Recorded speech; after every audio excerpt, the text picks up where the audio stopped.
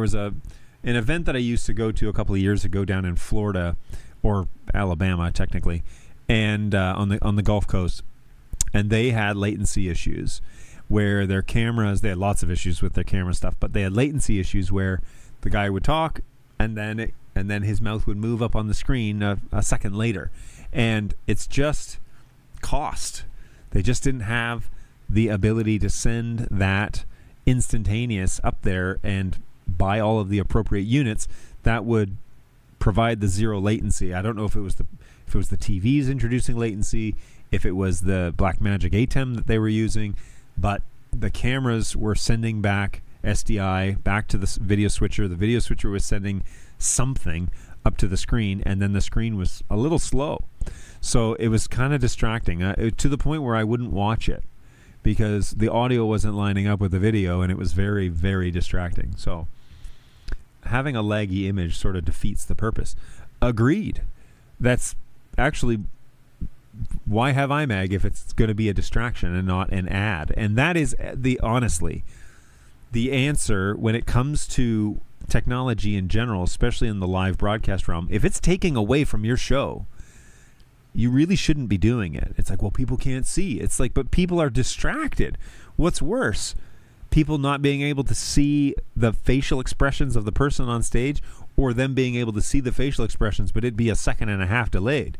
And so they see it, but it's not lining up, and it's a distraction from what's happening on stage. So I'd rather people focus on the fact that they didn't pay enough for their ticket to get close enough in the concert to see, than them focus on, well, I paid this much for this ticket, but it's so like the visuals are so distracting. And so, like, I don't know what the difference, what the payoff is. It's like, well, we do it and it's distracting, but at least people can see.